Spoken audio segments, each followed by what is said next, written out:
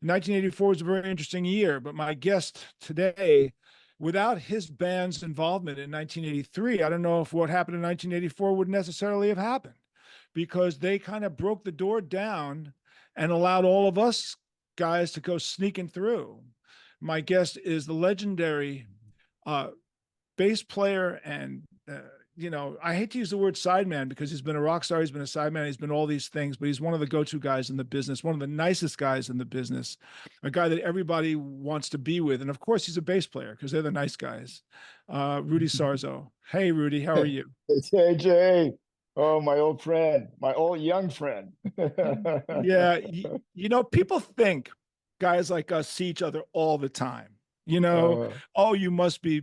And really what we do is we run into each other in hallways of arenas, don't we, for the most part? an airport, going from gate to gate. Which show? What festival are you going to? Yeah, Who are you playing with? we've done a few together. I mean, we did the most recent ones was when we played in Athens, not Georgia, but the Athens in Greece. That's With right. you guys in Dio, and That's then right. we did one in Monterey, Mexico, not Monterey, California, with Dio and you guys. And I think we did a couple of more. Oh yeah, Puerto Rico again with Dio at the Tito Puente Amphitheater. Why do they always stick you with the Latin America shows? I mean, why is that? Oh, because I am the interpreter. You're the interpreter. So you and Eddie Ojeda, right? Do you guys, when That's you and right. Eddie talked, do you talk in Spanish when you guys are together? Yeah, and we all yeah we end each sentence with the word "man." How you doing, man? Oh, I'm fine, man. What would you like to have for lunch, man? Listen, I grew up in Manhattan. All my friends were Puerto Rican. My first band I was in, really, listen to the lineup of the band members. It was me. I was the No. Jew. I was the Jew in the band, right? We had Louis Echeverry, Rudy Echeverry, Manny Hernandez, Hector Melendez, Carlos Avalaris, Orlando Vieira, Manny Hernandez. These are the musicians I played with in the Yeah, neighborhood. yeah, Okay. and your hubcaps were safe; they were never stolen, right? Well, as long as Coincidence? I don't think as long so. as we were playing, everybody's stuff was safe. Everyone knew where it was. Yeah, what's weird? It's just, let me tell you, living in this city is weird. We had a dog named Bagel, and my father would take him downstairs, right? And my father was kind of lazy, so he would let the dog off the leash, stand in front of the building, smoke a cigarette, talking to the doorman, the mail guy, and the dog Bagel would go around the corner, find our car, pee on the tires, and come back. Like that was a routine that he just did all the time. Bagel would do that. So we're there with So he's standing outside one day smoking a cigarette, and Bagel runs around the corner and comes back really quickly with a puzzled look on his face. And he kept on going. Rrr, rrr, rrr. My father went around the corner, and the cars, not only were the tires gone, but the whole car was on milk crates. I mean, the car was on milk crates, dude. The dog probably was like, "What? A milk crate? What? Why do you have pee on a milk crate?" And then listen, I had a postman named Louis Delgado who was our postman for many many years. And he had a Subaru, and he says to me one day, he goes, John, man, I got to tell you something. I'm driving down the Cross Bonds Expressway, and my Subaru starts to break down, so I pull off on Third Avenue. It was 3 o'clock in the morning, man, and I'm on the side street, and I open up the hood to see what's going on. Next thing I know, some guy is jacking up the back of my car, and I go, "What are you doing?" He goes, "You take the battery, I'll take the tires." So this is New York City, man. I mean, this I is life know. in New York. What I can I know. tell Listen, we were relocated from Miami in 1963 to West New York. So I know I got the whole, West New York is in New Jersey, across from the Hudson, across from Manhattan, you know, and that's pretty much describes my childhood right there. What was there was a lot? Was there a large Cuban community there? Not Curiously. at that moment. This is 1963. Uh, but what was really interesting, and I mean, we come from the same generation, so you probably witnessed the same thing. Okay, Kennedy gets shot in November. That we had just arrived. Oh, by the way, my name went from Rudolph to Rudy at public school number 5. in New Jersey, West New York. And so I was trying to get Americanized. I couldn't speak the language. I had just been in the country for a couple of years, coming from Miami, which we still had not as large, but a somewhat of a Latin community at the time. So all the students were Latinos, Cubans in my elementary school when I got to Miami in 1961. And then the teachers were some Latin teachers speaking in Spanish. So, I mean, there were Spanish speaking teachers, but speaking in English with an accent. So I was not getting like the real deal accent, from these teachers. So anyway, so we were relocated, and we're in November 1963. Kennedy gets shot. Then Christmas, doom and gloom because you're not going to celebrate because your president is dead. New Year's Eve, the same thing. And by then, all the kids in the school, we were like, what the hell's going on? We need a light at the end of the tunnel. Come February, the Beatles, Ed Sullivan, changed everything. Boom. Yeah. Changed for the world, changed everything. Yeah. So tell me about this. Tell me about growing up in Cuba. Tell me about what it was like, what kind of music you were listening to. Was your family a musical family? How did that all come about? And did you flee Cuba to get away from the Castro regime? Well, you had to. Yeah, I'll address your last question here too, because it set up the tone of everything. Everything was done undercover. At that time, they had the Cuban government had put in place in each block a neighborhood watch, and the people that became the neighborhood watchmen and women were like the pimps and hookers, because they were the ones who were always at home. Everybody else had to go to work. Well, by the way, was this in Havana? Oh yeah, Havana. Yeah, This was in Yeah. this was in Havana, the capital. Okay. Yeah, I mean, for me, it was in Havana. I mean, in my neighborhood, I had the barber shop right underneath our apartment building, and then I had my school at the end of the block. I had the bodega at the other end of the block, and then I had a like a project, like a tenement, with a lot of questionable individuals right across from where It sounds like my neighborhood growing up in New York City. I saw things as a kid, So, it was that kind of a setup. So everybody knew everybody else's business. And if they found out that we were going to leave, they were going to rat on us, because my dad held a technical job. Back in the day when they printed magazines, they had these huge bobbins, with 3 different colors, and he ran those machines. He was the technician for that. So it meant that if he left, there was some other people were not trained to run that. So they were keeping professionals like technicians and lawyers and doctors. Not really lawyers, but doctors. Definitely, we don't need lawyers, but we need doctors. So my family had to do everything undercover. Really. And yes, so in that sense, we had to flee. It took us about 1.5 years to find a sponsor from the United States to claim us. And then we had to also get the passports, the visas, the tickets, everything. And the original plan to leave Cuba was going to be on a ship that was the final destination was Spain, but it would dock in New York in between. And my parents said, you know what, we're going to take this, we're get on this boat, get off in New York, and ask for political asylum, which is what we did, because this is in between Bay of Pigs and the missile crisis. So it's that period of tension, Cold War, with the United States and Cuba and Russia. So that's how we that's how we entered and became semi-permanent residents. We didn't even have a green card. We had refugee status, which allowed us in the country once we arrived in Miami. So they fled Cuba to get away from Castro, Che Guevara, the whole thing, the revolution, correct? Communism, yeah. Yeah, communism. And communism just took everything, and that is why which is why the emotional strains are so strong, especially with the Cuban community in Miami. because Yeah, these are the people who felt directly, their lives were stolen from them by the yeah, communists. yeah. There is something that a lot of people are not aware of, but you might be. It's called the Peter Pan Project, because there was major threats that children were sent over to Russia in exchange for Russian kids coming to Cuba.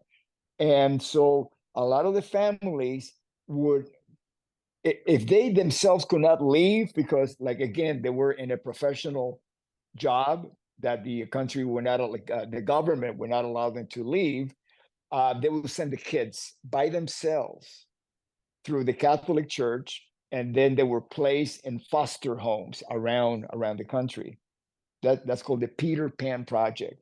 You can Google it. It's all part of Cuban history. In a previous podcast, I had a guest named Monica Mercedes Perez Jimenez. Mm. She was a girlfriend of mine in 1988 for a brief period of time. Her mother, Marita Lorenz, had an affair with Fidel Castro and had a son with Fidel. Wow. And when she came back to the United States, the CIA found out and hired her to kill Fidel.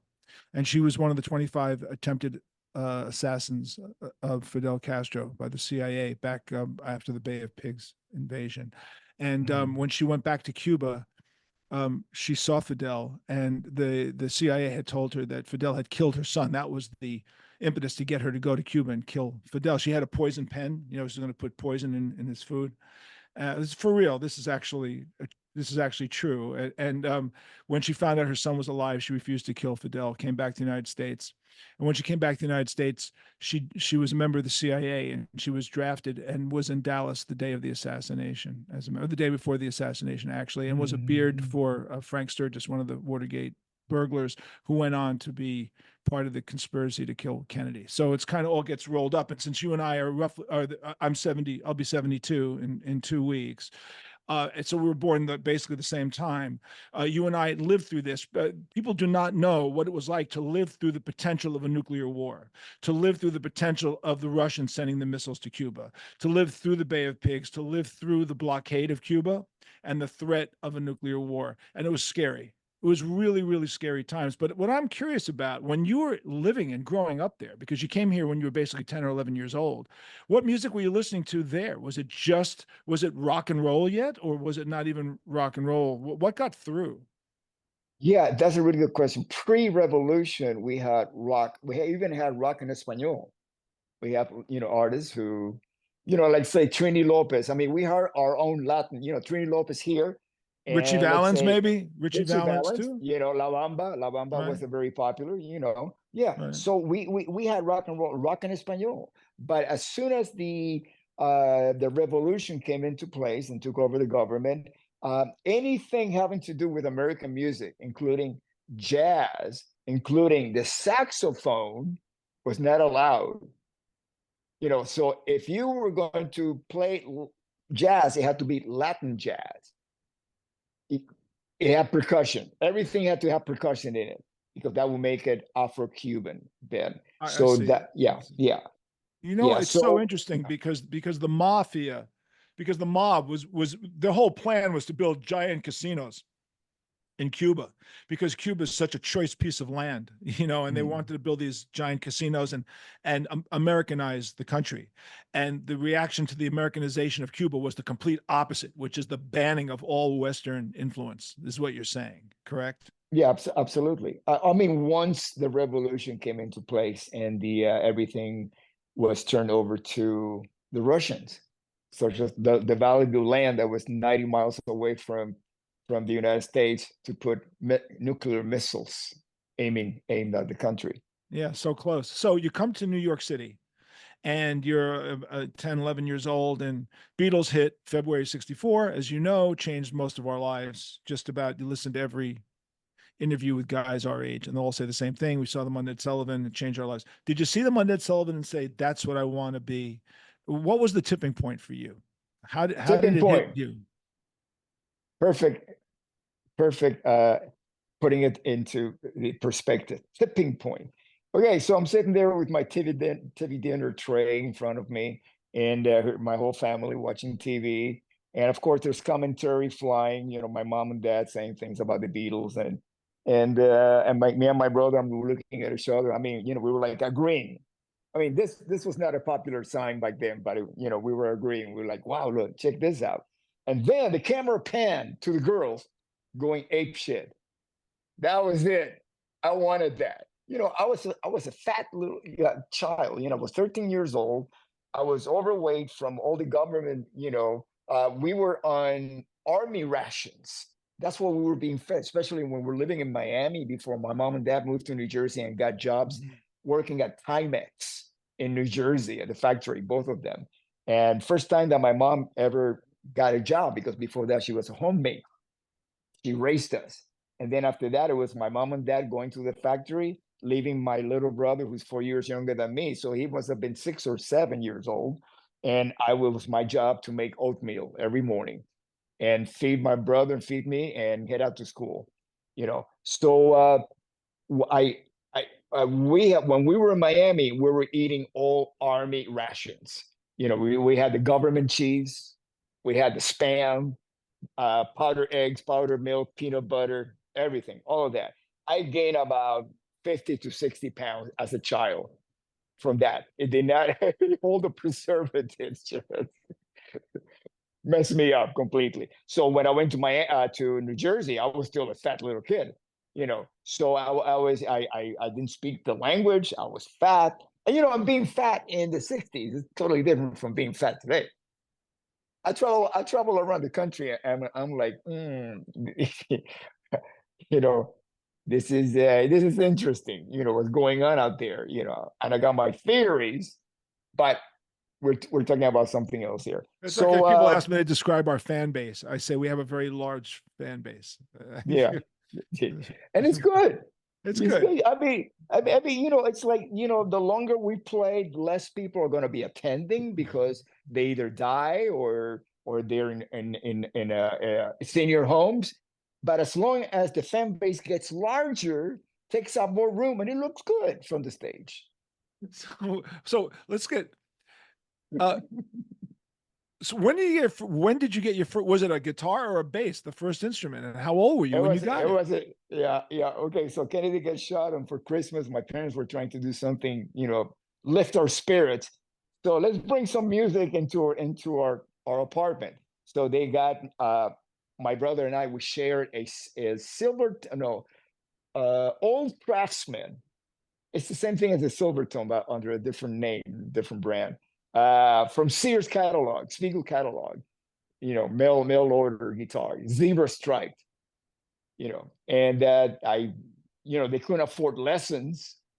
So it was only a matter of picking things by ear on an out of tune guitar.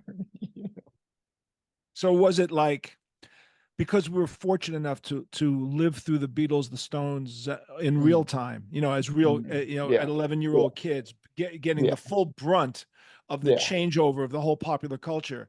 Did it move quickly for you? Did you get your first guitar, then your second guitar? Did you start playing in local bands? Because here's the thing that's kind of interesting. When I mentioned all those guys I was in bands with, Rudy Echeverry and Manny Hernandez and Hector Melendez, even though they were all Hispanics, we all loved exactly the same music. I mean, it was interesting how cross-culturally it was back in those days. It wasn't neat, you know what I'm saying? It wasn't niche. It was like everyone loved the same thing. We all loved the Beatles. We all loved Dylan. We all loved Jimi Hendrix. I mean, did you find that to be pretty much the same way amongst your friends? Tell me. Yes.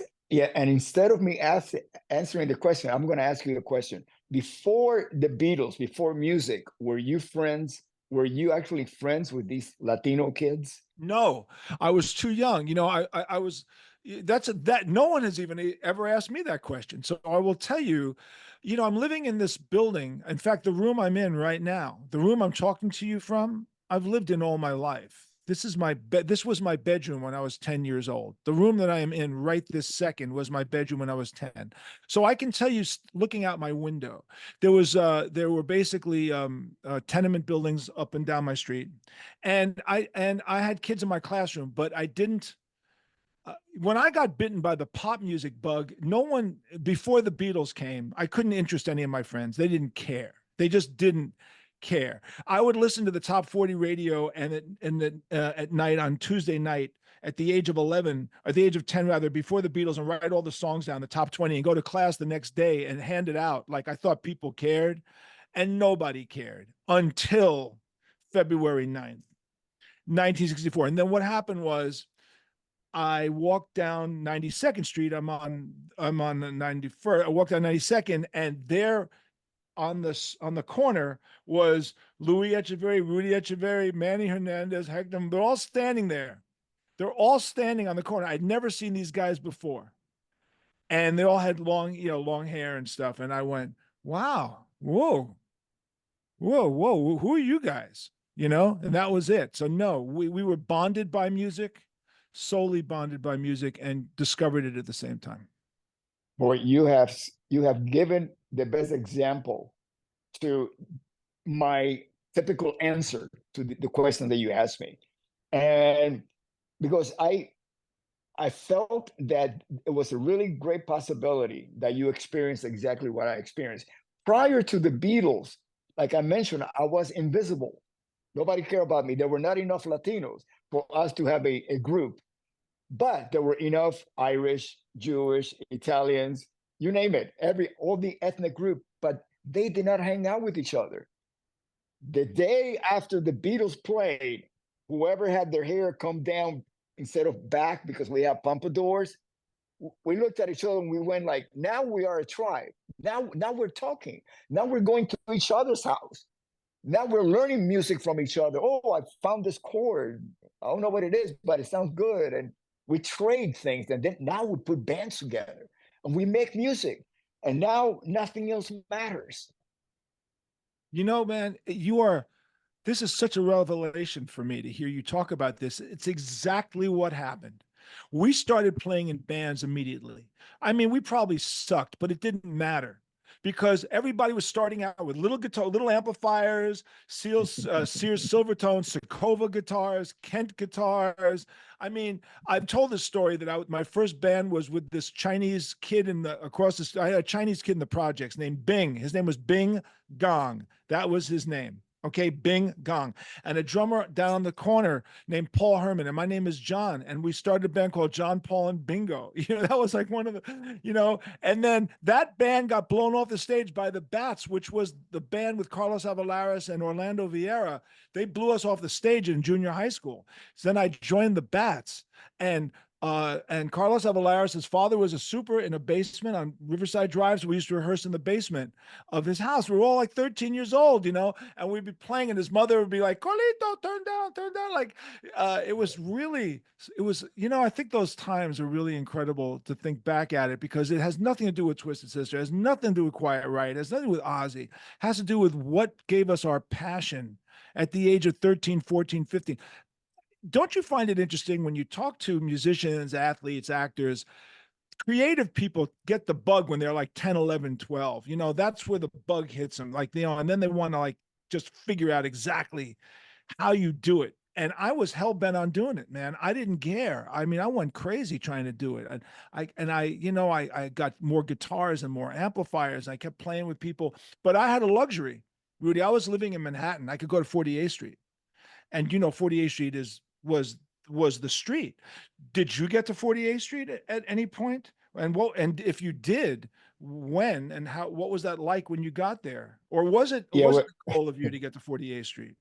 It was 1983. Quiet Riot was playing in Madison Square Garden, opening up for Iron Maiden, and I got me a Hofner bass. On 48th Street. Yeah. Was that your first? Was that your first trip to 48th Street? Yeah, because I had no other reason why to before. Because prior to that, I was a starving musician. I could not afford to buy instruments. Even though I lived in Jersey for a while, even in the 70s. But I only had one bass then. Yeah. Take me to the journey. So how did it go? 15, 16, 17. Where were you? Where were you living? How did it evolve? And when I was 15 years old? Yeah, 15, 16, 17 years old. 15, I was still in New Jersey, West New York, and it wasn't until like 67 that we moved back to Miami. And then that's when I started playing locally. My first real gig, a club gig, and I'm not talking about the quinceañeras that, were really part of our network. to gigs, you know. As a matter of fact, Will Lee was in one of the quinceañeras bands. Yeah, No, yeah. really? Oh yeah, Wow. yeah, yeah. And I don't know if you know. Do you know his background? No. Yeah, his father was the dean of music at the University of Miami. So he was in that network of like really incredible musical knowledge, you know, education with all these great players. Jaco Pastorius, he was our local bass hero. I thought there were 1,000 guys like him. And, you know, I didn't, you know, I had not left.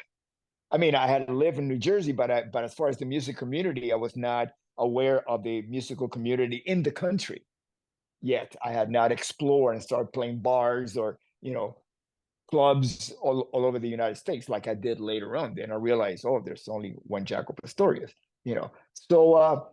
So my first real gig was we had this quinceañera band, and the guitar player's dad wanted us to get out of the house because we were practicing at their home. So he comes out with this newspaper ad for a band at a club.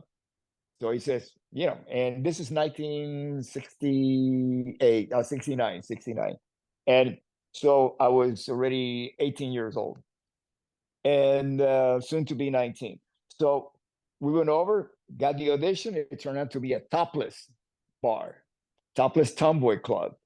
And we shared the same dressing room as the girls and all of that. And it was an education to play there. One that you suffered mightily through, I'm That's sure. right. But I got You got great you got an A. I got how I used to go home with a little gold star in my forehead. Can I ask you what music were you playing at that point? Because obviously the R&B. Beatles. Were you playing Beatles stuff, by the way? Were No, no. no, because Beatles wasn't danceable, and if you're gonna play for music for the True. Latin community parties, they wanted to dance. So it was Motown and then Santana. Santana grew once he came out with the record, you know, after Woodstock. You Sure. know, that was it. You had to play Santana, and we wanted to play Santana because we thought, you know, to me that was like the best. You know, it was truly a representation of what I felt rock and roll was, which is African based. You have the Afro-Cuban rhythms, and then you got the blues. That's rock and roll. I mean, look at the founding members of the whole, you know, pillars of rock and roll. You got Little Richard, Chuck Berry, Fats Yeah. Domino. Of course, you have Elvis, No, and you got but he was Jerry an Lee Lewis. extension of it. It's Little Richard's, Yes, Chuck Berry, it's Fats Domino, it's Bo yeah, Diddley, yeah, yeah, and exactly. they're just like hyper playing Muddy Waters and BB King, Yeah, and yeah, they're and it's the foundation of it, which all goes back, you know, down to the Delta, and it's a mix. I mean, Carlos Santana does not get the credit. First of all, he's a phenomenal guitar player. I mean, he is so good. He's one of the. I say to people, you want to know the difference between genius and just being great. Genius is hearing a guy and knowing who that is. There's a lot of great players, but when you hear Carlos, it is Carlos Santana. The same way when you hear Jimi Hendrix, it's Jimmy. When you hear BB King, it's BB. It talks through their hands. And Santana created a band with Michael Shreve and Coke Escovedo, all those guys that was absolutely mind blowing. It was mind blowing. I mean, man, when the second album came out with Neil Schon, no, Braxis, and the second album with Neil Schon, it was astonishing. So that had a big impact on you because now you could play rock music and you could play yes, that based rock music. Did you know yes. Malo, by the way, his brother's band? Did you hear No, them? I mean, yeah, Malo is Suavecito. Yeah, That's the only Malo song that I know. Yeah, yeah, yeah. because that's what got played on the. Yeah, Most people say to me, "You know that shit?" yeah, Of course I know yeah, that shit because I yeah. used to play the Fillmore East all the time. That's why I know that shit. So I used to go. Did you? So at this point, you're 19, 20. Do you go to rock shows? Have you seen concerts? Have you? Who was your heroes at that point? Oh yeah, everybody. My first bass hero was Tim Bogart from Vanilla Fudge. You One know, of the greatest. I that's. just, I mean, yeah. yeah, uh, Tim Bogart. I mean, yeah. But you know, listening to music, you know, I'm one of those guys that I just again going back because the circuit that I used to play was either top 40, but leaning more towards danceable top 40. So the Beatles were not really in the mix because by then their songs like "I Am the Walrus" and "Penny Lane" were not very danceable unless you're a little fairy doing a little dance, you know. Ta-dun, ta-dun, ta-dun, ta-dun, ta-dun. You Well, know? did you guys get? Did you play disco music? in the mix? Oh yeah. Oh You yeah. had to. You had Oh to. yeah. That was right before I left. Right. Because for disco, for bass player, it's a playground. It's a lot of fun to play that. But for my brother, who was the guitar player in the band at the time, he went from like playing Jimmy Page with a bow to all of a sudden he had a wah wah. And all he did all night long was waka waka, waka waka waka with a wah wah. So he said, "Let's get out of here." So it's actually, I pretty much left with Frankie Banali, and this is after I finished playing with my brother. We went separate ways. He got married, stayed in New Jersey, and I went to Chicago. And Frankie Banali joined me up there, and we started playing the whole Chicago circuit in Where did you meet 1970. where did you meet Frankie? Oh, I met him. Okay, here's the story. I'll try to shorten it up as much as possible. Right. The night before I met him, I go to watch David Bowie at Pirates World, which was an amusement park with a stage next to it, and all the big bands play there. Joe Cocker and Rod Stewart, Deep Purple. So that night was David Bowie, the Spiders from Mars, the only Spiders from Mars US tour they ever did. November 17th. Why do I remember? Because the next day is my birthday. So I walk in and there's this opening, last minute replacement opening band. And I'm looking at them and go, wow, these guys are amazing. But that drummer, wow, he's incredible. He had this massive drum kit. And then so the next day I'm in the Flying Machine. It's my birthday. And I'm talking to somebody outside and they go, hey, that's one of the guys that opened up last night for David Bowie. So I make a beeline to that guy. And I start telling him, hey, I was there. I introduced myself and I saw you guys. You guys are amazing. By the way, your drummer, he's incredible. And he just let me talk. And then I finished talking and he says, goes out, touches his hand and says, hi, I'm Frankie. I'm the drummer. So that's how we met. That's November 18, 1972. Right after that, we started playing together. And then we basically, we did the whole Florida circuit in South Florida. And then we went up in Chicago and we were playing that whole circuit. And then we moved to LA in 1977. We ran out of money and we went separate ways. And then I came back in 1978 to LA again. And that's when I joined Quiet Riot. And it was not until I went in to record in 1982 one song for a possible record deal. The band was still called Dubrow at the time because Quiet Riot ceased to exist after Randy Rhoads left to join Ozzy. So I, as a matter of fact, before I joined Ozzy, I moved in with Kevin and played in Dubrow for about 8 months. So the bulk of those mental health the record, they were written, and I used to play them with Kevin in Dubrow. So by the time that I went into an invitation from Kevin to play on one song, Thunderbird, as a tribute to Randy's memory, that's the song that Kevin wrote for Randy. When he left to join Ozzy, and then after he passed away, he changed the lyrics to the last verse to reflect on the past that he had, the fact that he had passed. And so there's Frankie playing drums. So that was after all these years, 10 years later, we're finally in the studio recording one song. And then by the time I left the session, I had recorded Thunderbird, Slick Black Cadillac, which is the only song that made it from the from the Randy Rhoads version of Quiet Riot to the Mental Health record. And Kevin wrote that one. And then Let's Get Crazy and Love's a Bitch. And how did you guys hook up with Carlos Caballo? He was there when I showed up. I had never met him before, but I was aware of his band called Snow. And he brought in 2 songs to the band that were recorded before I went in the studio to do the one song and wound up with 4. And then later I officially joined the band. Carlos brought in Don't Want to Let You Go and originally named No More Booze, rewritten into Bang Your Head. No more booze. What a drag. Oh no! Wow. So this is internet. So here's a really, just timing is everything. All right, timing is everything. And you guys were to 1983 what the knack was to new wave in 1981, what the Beatles were to the world in 1964. Your success changed the paradigm. because what happened was AC/DC, we were laboring in the bars at the time. We'd been out there for like 10 years and just killing ourselves and watching all these cycles go up and down and up and down and up and down, disco this and new wave this, and wondering where's our entry into it, And then AC/DC comes in, AC/DC comes in, and Van Halen comes in. And so from 78 to 81, between Van Halen, Judas Priest, AC/DC, there was a bump. It brought back hard rock metal.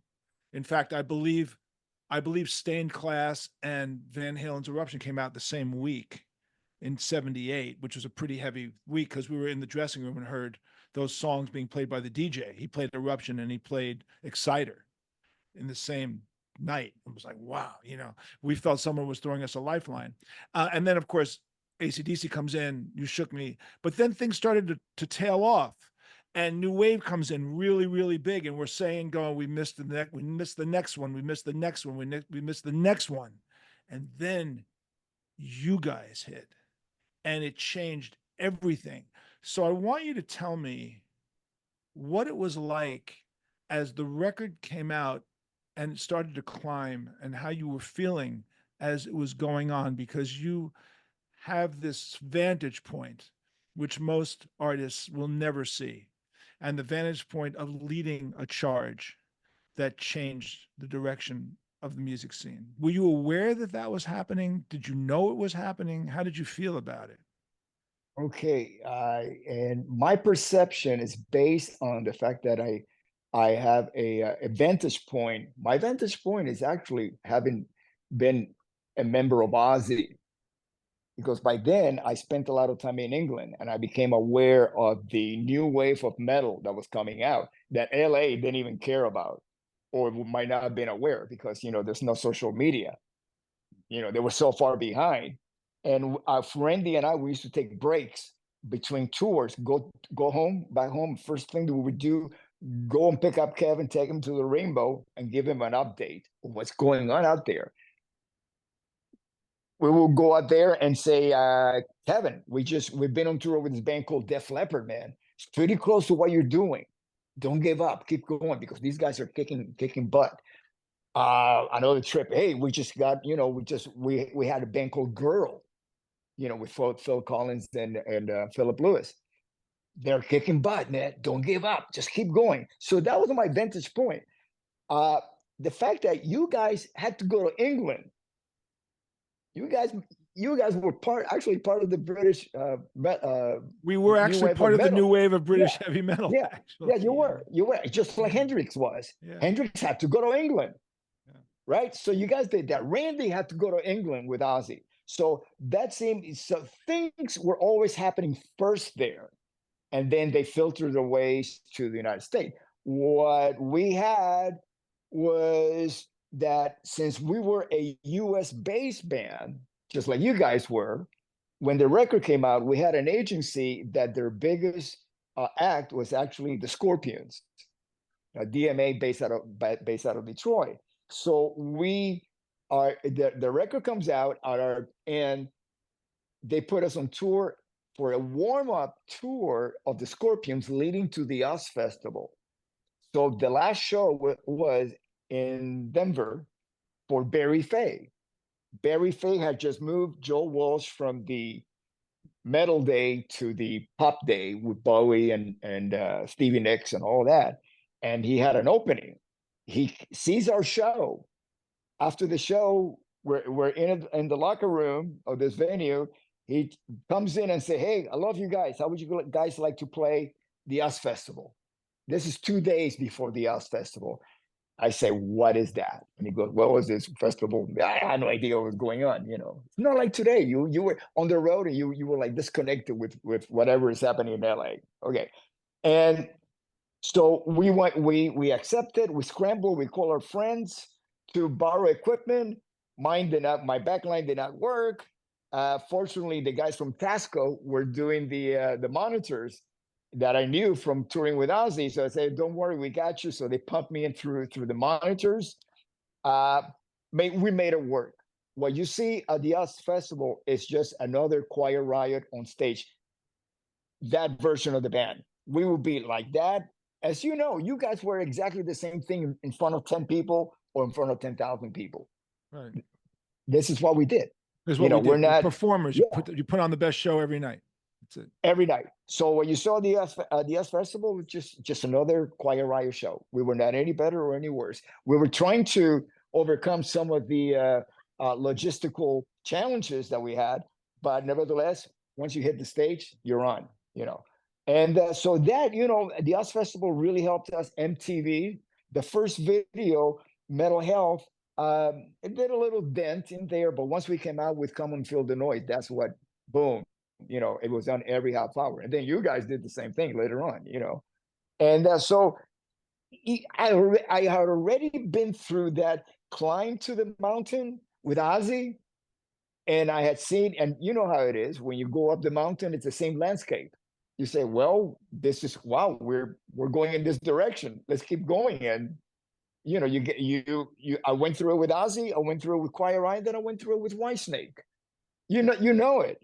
It's just okay, these things are falling into place. You just follow. And all you have to do is kick ass every night. Show up. Be yourself. Yeah, but you see, here's the thing. When I listen to you speak, I'm hearing a smart professional give me his analysis of what's going on. But we're in a world of a lot of idiots who get fucked up and who jeopardize their life. One thing about me observing you all these years is like, well, there's a guy who understands what it takes to really make it, how much work is involved to really make it, and understand the professionalism that really makes it. And it's disappointing when you're working with people who don't also follow that rule.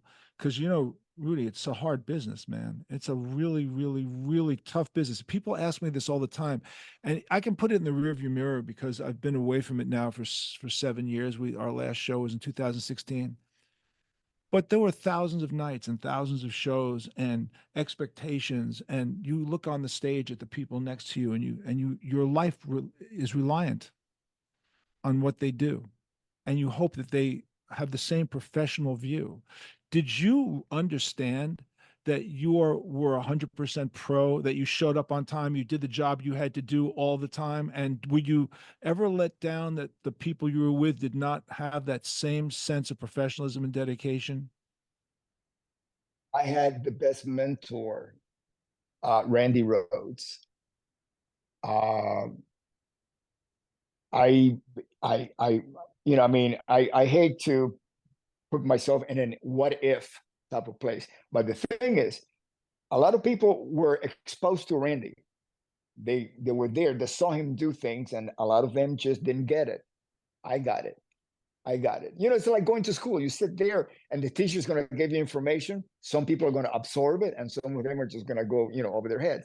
I happen to be one of the ones that say, wait a minute, this is incredible what I'm witnessing here. Not just as a musician, as a talent, but as integrity. The integrity to actually find a pure musician, somebody who was actually born into a musical family of two professors, music professors, that built their own music school brick by brick, who still stands, Musonia. And Randy picking up the guitar at age 4 or 5 years old, classical guitar. That was his first instrument, playing classical. Then he started playing electric because he wanted to be in a rock band, playing kids his age and, you know, hang out with chicks and, you know, be a kid. And but his true love was actually playing classical guitar and musical integrity to the point, that he felt that it was against his values, musical values, to actually play on a record that the record deal was cut. Even Ozzy didn't have any control of that for Speak of the Devil, which is the re-recordings of the Black Sabbath songs. And Randy said, I'm not doing it. I am not doing it. And it came down to like, okay, things happened in between that final decision, which was like, okay, I'm going to make this record and then I'm going to do one tour or one more record. I'm going back to school. I'm going to get my degree in music. And he started following through on that. His mom was looking for school for him to go. So it wasn't like a one of those momentary lapses that you are angry and making a declaration. No, he went forward with that. There's people like John Sticks who tried to help him. This is right before he passed away. So a lot of the things did not mature, did not come to fruition. But already there were people on behalf of Randy Rhoads preparing him for his next level in life in the music industry, which was to become a studio musician. I'm pretty sure he would have been a soloist, like like a Jeff Beck or any of those great guitar players, and then to get his master's degree in music, because he never Randy was always a teacher on stage playing in front of 10,000 people. Every photo that you see of him, there's a clarity to the way he stood, the way he played, the way he held the guitar. So a lot of times I can tell what song he's playing just by what chord he's actually playing with what guitar, because he changed different guitars in different songs. So it's like, okay, this song must be this chord, it must be this, this guitar, So you I can put those things together. He never stopped being a teacher. Anytime that you have an opportunity with somebody that would meet him backstage and they had musical questions about it, he's there. He had joy in being a teacher. Well, what was it about what was in the water in LA in 1983? You had Warren DeMartini, Eddie Van Halen, you had Jakey Lee, you had all these, you had all these incredible players in all these bands. Did it just kind of blow up all of a sudden, or were you fully aware that this was all the guys hanging out at the Rainbow, everybody partying, everybody having a band? Did it just seem like an endless party that would never stop? Yes, but this is my perception from being there. I mean, you were there too. I mean, but I'm talking about the 70s. I was there in the 70s before Right. this whole thing exploded. And the difference between Eddie's influence on the local musicians was that Eddie was Eddie in Los Angeles. He recorded in Los Angeles. He did not have to go to England, right? He got a record deal by being Eddie Van Halen in a band called Van Halen. Randy Rhoads did not get a worldwide record deal with Quiet Riot, because the music that Quiet Riot was playing at the time was more having to do with the glam rock style of music that became, very popular on the Sunset Strip. Van Halen was a little bit different. Eddie was able to inject a lot of musicality into it that Randy had, but since we were looking to get on the radio, we were going about it the other way. Randy did not become the Randy Rhoads that's in the Rock and Roll Hall of Fame until he joins Ozzy. He asked Ozzy, and I know this because I asked him, how did this happen? And he says, well, I asked Ozzy, what do you want me to write? And Ozzy said, be yourself. And that's when he felt safe to all of a sudden put classical influences into his compositions. We never had that before. And Randy had it inside of him, but it would not fit with what Quiet Riot was as a band. It fit with Ozzy, but not with that version of Quiet Riot. How would you describe the differences between his playing and Eddie's Van Halen's playing? I mean, they were contemporaries. How did they view each other? I never talked to Randy about Eddie. Even when we were playing locally in Quiet Riot, I didn't see any relativity between them musically or anything. Or it's like saying, okay, if there was a similarity between Randy and Eddie, there would have been a similarity between Quiet Riot and Van Halen, and there was not. True. It was very different. But you know what? There is a similarity too. I can't tell you how many times people come up to me and go, hey, man, I really love your band. I go, thank you very much. No, you don't understand, man. I really love your band. I said, no, I get it. No, you don't get it, man. I am like, come feel the noise, man. And I went, wrong band. because there was a real similarity there. Do you get that too? Do people talk about that with "We're not going to take it" in you All the guys? time, all the time, and I love it. I really do. I really do because it just brings the two bands from the coasts together Yeah, closer. two hardworking bands that busted their ass Yeah, in the bars. exactly. What people don't also understand is we were a 70s band that made it in the 80s. That's how I kind of say that Twisted Sister was. We were a 70s bar band. We were a kick-ass bar band that decided to dress the way we dressed, good or bad or whatever. I mean, history will either say it was the dumbest thing in the world or whatever, but it can't be changed. It is what it is. But we were a hard-nosed, like hard-nosed fucking bar band that really just killed it.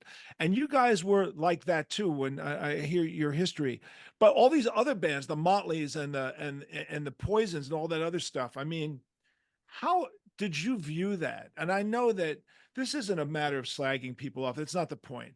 But we had no other competition here in New York. Your Kiss was already up and gone, right? They're from Queens, but they were gone. They had nothing to do with us. And Cinderella, they were like from Philadelphia or whatever. Yeah. We were alone, but you guys were not in a vacuum. You guys were surrounded by a scene, the Sunset Boulevard scene, the Rainbow, the Roxy, the Viper Room, and this is what encapsulated the myth of what metal was in the 80s. And were you cognizant of that? Did you feel it when you were off tour? Did you go out and see the band? Did you hang out with these bands? Did you like the bands? What was your feeling about it? Yeah, when I was off tour, we'll come back. Okay, from Ozzy, because here's the timeline. I met my wife to be of 40 years. We just celebrated for 40th anniversary, June 24th. Thank you. And we met in 1981. While I was still a member of Ozzy. Once I met her, that was it. There was no need to go to clubs and hang out.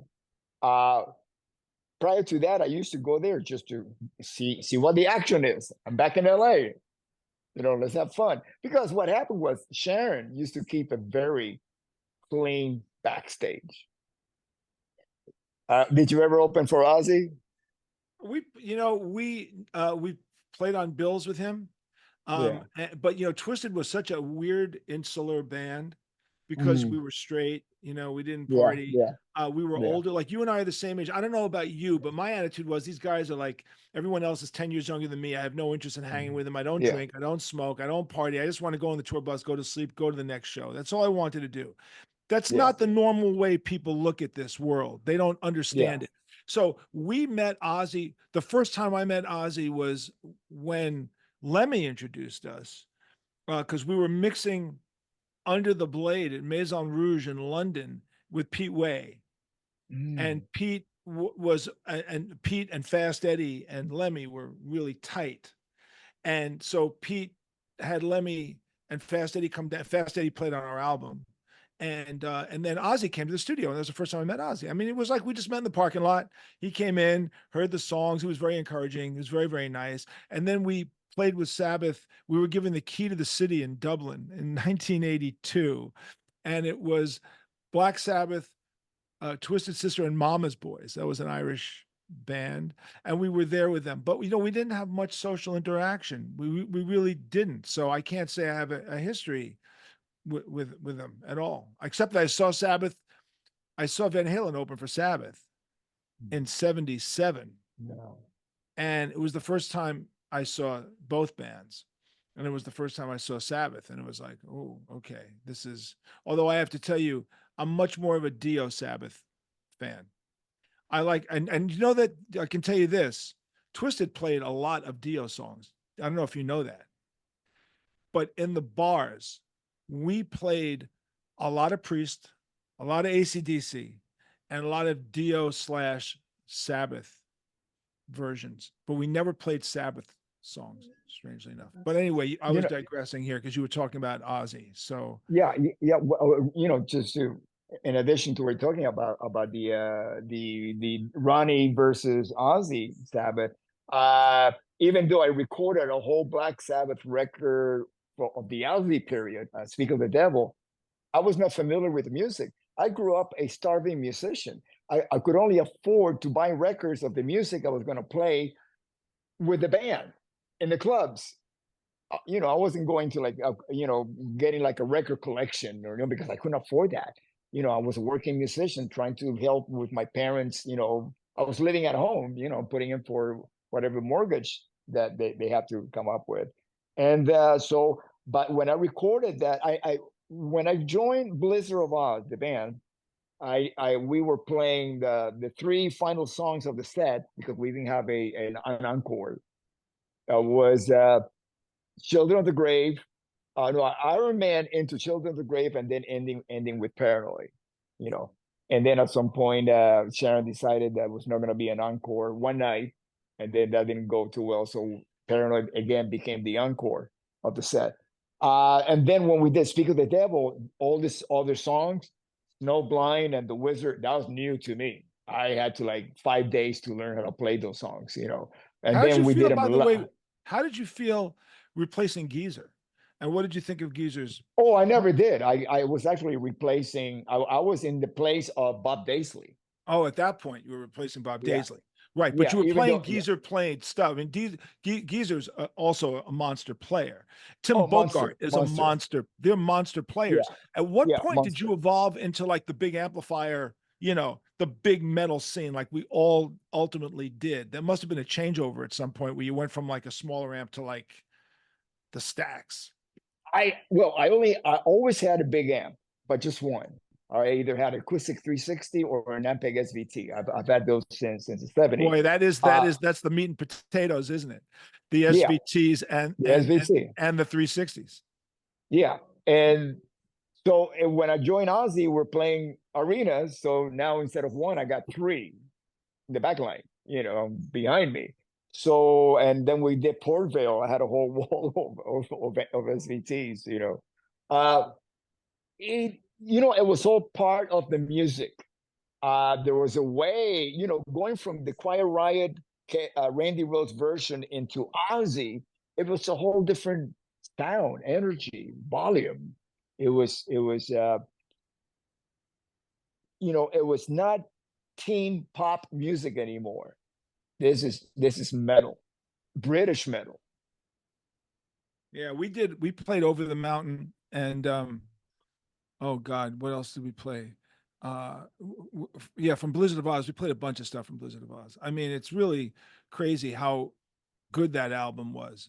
And also Incredible. Dio's Rainbow was also big at that point for us. That was all Yes, Rainbow. standard stuff. But I want to take you back to 83 just for a second here and the Mhm. explosion of the album. I really do. At what point did you say, "Oh my God, we really did it. We really hit it." Like, was there a day, was there a time where you sat at the tour bus or whatever and looked at each other and went, "Oh my God"? Was it the day the album went number one? I'm just curious. Was there a day? Okay, because when you travel, you're in a tour bus, you're in a bubble. Especially back then, we didn't have social media that you get off the stage and you can actually see pictures that were posted from people that were at the show and whatever comment they have about the show. You don't have that back then. So you get off the stage, and with Ozzy, we would go in the tour bus and go to the next town. We're just leaving everything behind. So it wasn't until it was an interactive experience of me going to that same day in Manhattan. We had the number one song, the number one video on MTV, and we're opening up for Iron Maiden. And I'm walking down 48th Street. Everybody knew that I was from Quiet Riot. They either knew my name or knew Quiet Riot. And it was like, and you know how New York is. Nobody, points people out. They don't care. People just go about their business, which I love that. I love that energy. Everybody's focused. They're going somewhere to do something. They're not just wandering around. And to have that recognition was like, holy shit, this is incredible. Just because they happen to be in New York. Any other place, okay, it's Chicago or it's San Francisco, but New York was like, wow, I've never experienced this before or thereafter. We're going to take a break. My guest is the legendary bass player Rudy Sarzo from Quiet Riot and Whitesnake, and just about played with everybody, Ozzy, Randy, you name it. Hell of a story, great guy. And we're going to be back in a minute. We're going to just take a break. I have to throw a commercial in here. All right. And then, which by the way, Matt, we're going to run the spots I already recorded. I'm not going to have to do it. Correct. Unless my producer's fallen asleep. Sorry, I was muted. I was saying, Okay. however you'd like to do it, we can just plug in. We can just plug it in, right? Okay, because Rudy, I'm endorsed by DiMarzio Pickups. Oh wow, cool! Love that. and Great and pickups. Yeah. and Tone Quest magazine, which is I don't know if you ever Yeah. read Tone Quest magazine, but it's a real insider guitar magazine. It's really Ooh, fantastic. No Tone advertisements, no Quest. nothing. Tone Quest. Yeah, on the board is Joe Bonamassa, Billy Gibbons, like you name it. And it's just really there's no advertising.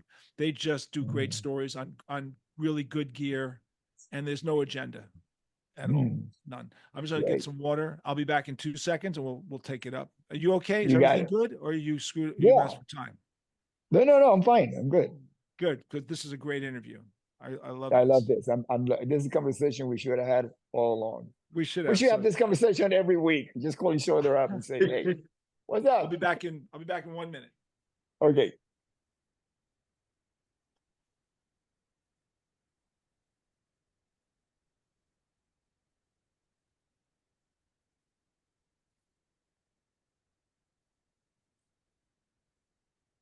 Hey, Mama. Yeah, I'm doing a podcast with JJ from Twisted Sister.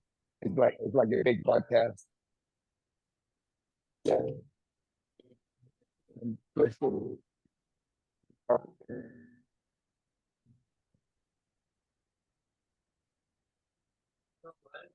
Yeah.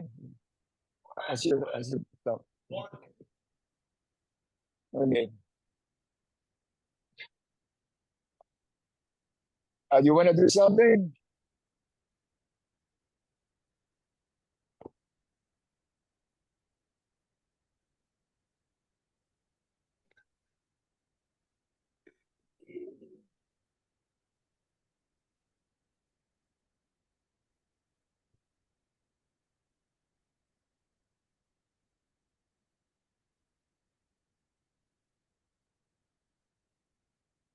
Okay. Just arrive at the same time. Great. I Matt, know. It's perfect timing. I think Yeah, we're gonna yeah. turn this into a two-parter, is what I think. So I'm gonna open it by going, welcome to part 2. Okay. Do you, in that case, JJ, do you want to also do a closing? Like say this is the end of part 1, and then so that we have the both. Okay, sure. I'll start off with that. That's the end of part 1. Part 2 is part 2. Well, let me think how I'm going to put this. Yeah, that would be perfect. We did some. Yeah. All right, I'll do that. Just tell me when you're ready. Yep, good to go. Okay. That's the end of part 1, my interview with the legendary bass player, Rudy Sarzo. Part 2 coming up next week. All right, so now we shall do part 2. Ready?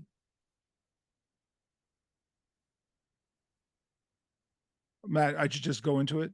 Yes, sorry. Yep. Okay, great. Okay.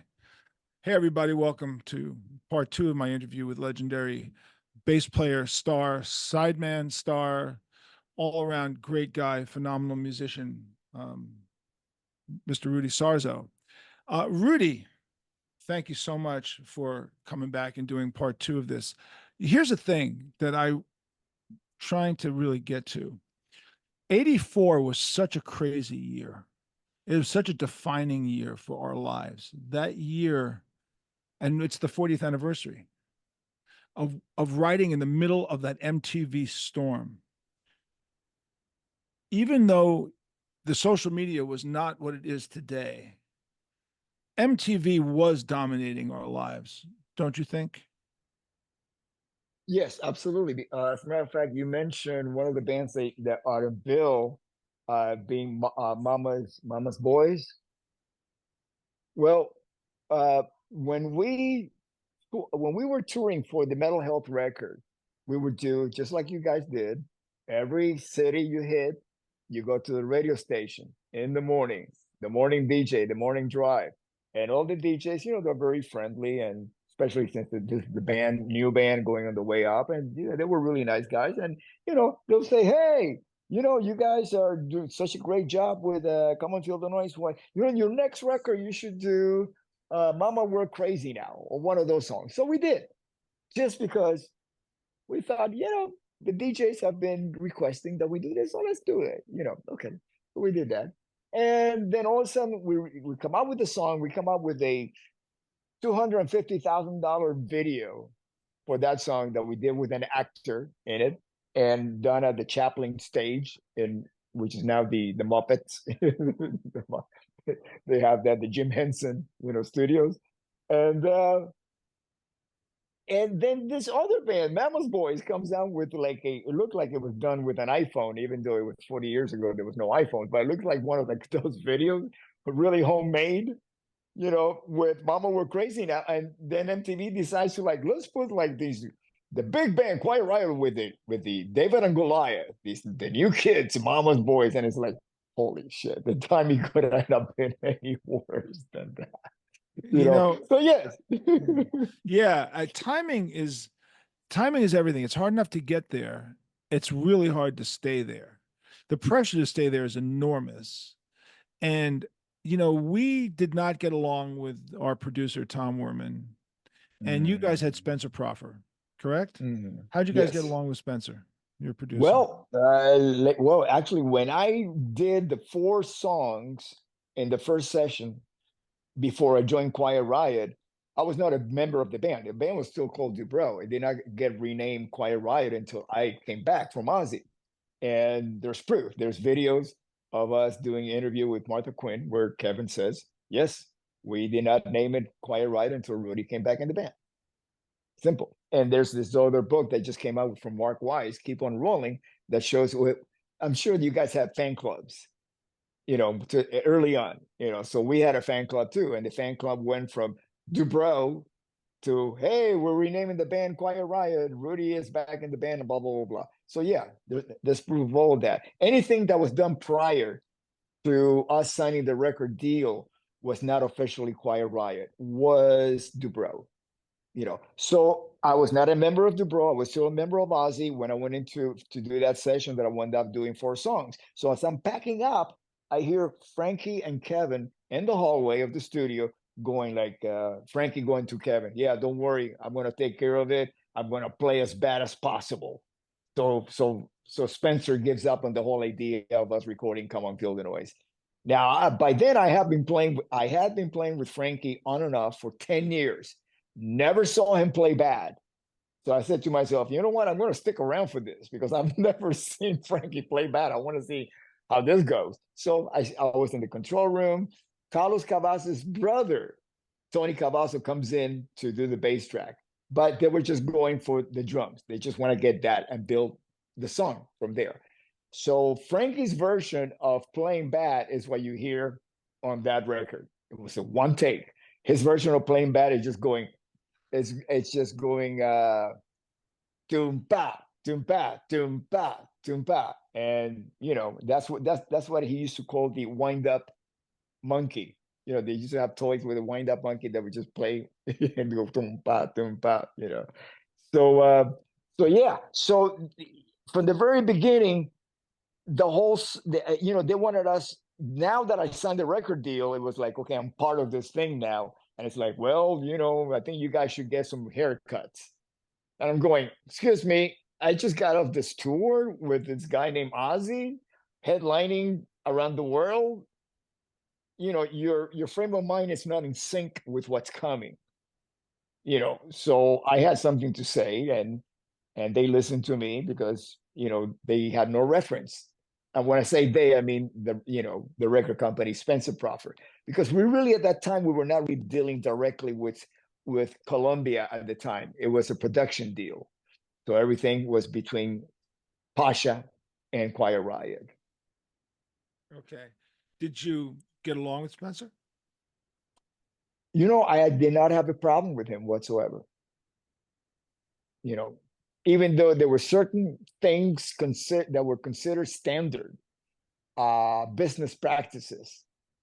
Nobody put a gun to anybody's head in the band. It was a standard, what they used to call reference to a Motown deal, Trust me, I know what those deals are. You know what's funny about this? When Taylor Swift goes, "Oh, I've been victimized. Oh, my life." I go, "Really? We're all been fucking victimized. I'm sorry. The Beatles were Exactly. victimized. The Stones were victimized. Exactly. Pink Yeah. Floyd were victimized. We were Yeah. all fucking victimized. It wasn't based on sex. It was just based on the way the business ran. It's how Exactly. the business did business. No one Yeah. put a gun to your head. They went, Yeah. like, you want this or you don't want this, and the only way you Yeah. really succeed in this business and make a lot of money is to survive in this business. That's how you do it. You got to be around long enough to take advantage of the re-record clauses and all the shit that comes out because of look, the Beatles record deals were terrible. The Motown record deals were awful, and that's just the way it is and the way it was. And of course, now things are different. They're very different, but I'm not going to say necessarily better. They're constructed completely differently these days. But you and I lived through this period, and we know what this period was like. And it was pretty universal. Everybody was affected in very similar ways. I think what happens is the attitude of the labels is, well, you guys are going to become famous and you'll be able to go make money on the road. And, that's where you're going to make your money, but we're going to make the money selling the records. And in those days, you made the money selling the records. You didn't make the money on the road. These days, you make no money selling records. And now you have to make money going on the road, which is why the ticket prices are what they are. It completely flipped around, because when I was going to the Fillmore, the ticket prices were $3, $4, $5 because people were buying albums.